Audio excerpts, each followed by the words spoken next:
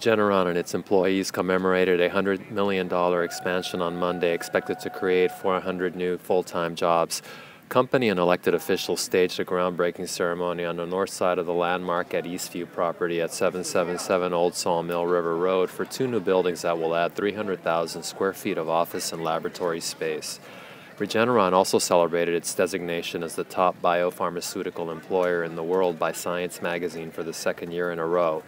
The company's recent successes include a positive report on October 21st of Phase 3 data for its Eylea anti-blindness drug and its October 16th announcement of positive results for a cholesterol reduction drug, among other recent triumphs. The company currently occupies about 590,000 square feet of space at the office park, mostly on the south side of Old Sawmill River Road in the town of Greenburgh. The construction has already begun and it's expected to be completed by late 2015. This is Ernie Garcia reporting for LOHUD.com.